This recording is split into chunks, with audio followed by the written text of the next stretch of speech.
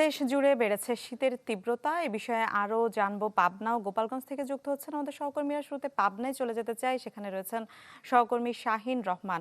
শাহিন, গেল দিনের তুলনায় আজ শীতের তীব্রতা কেমন দেখছেন জানাবেন। RICL TMX, যুগের পর যুগ স্থাপনা থাকে মজবুত।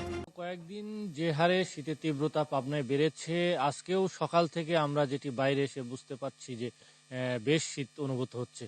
আমি এই মুহূর্তে দাঁড়িয়ে রয়েছে একটি মাঠে। আমরা একটু সেই মাঠের চিত্রটা একটু দেখাতে চাই দর্শকদের, যে আসলে মাঠেও আমরা দেখেছি প্রচন্ড কুয়াশা।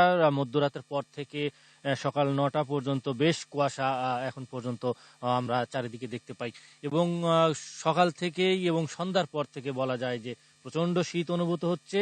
যদি তাপমাত্রার কথা বলি, আজকে সকাল 6টায় পাবনার ঈশ্বরদী আবহাওয়া অফিস যে তাপমাত্রা রেকর্ড করেছে, সর্বনিম্ন তাপমাত্রা আজকে সকাল 6টায় ছিল 9 ডিগ্রি সেলসিয়াস। অর্থাৎ মূল তাপমাত্রাটি আসলে রেকর্ড করা হয় সকাল 9টার সময়, যেটি এখনো আমরা পাইনি। আর এছাড়া গতকাল 8 জানুয়ারি পাবনার সর্বনিম্ন তাপমাত্রা ছিল 8 ডিগ্রি সেলসিয়াস, এবং গত 7 জানুয়ারি ছিল সর্বনিম্ন এই মৌসুমের সর্বনিম্ন তাপমাত্রা 7.3 ডিগ্রি সেলসিয়াস।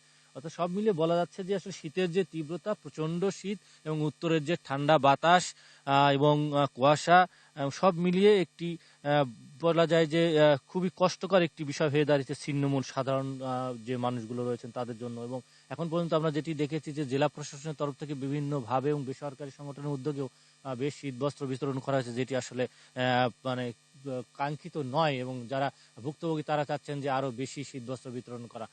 তো সব মিলিয়ে যারা খামারি রয়েছেন, মুরগি এবং গবাদি পশু পালন করছেন, তারাও এই শীত নিয়ে তাদের গবাদি পশু এবং খামার নিয়ে বেশ বিপাকে পড়েছেন। তো এই ছিল পাবনার সর্বশেষ শীতের অবস্থা।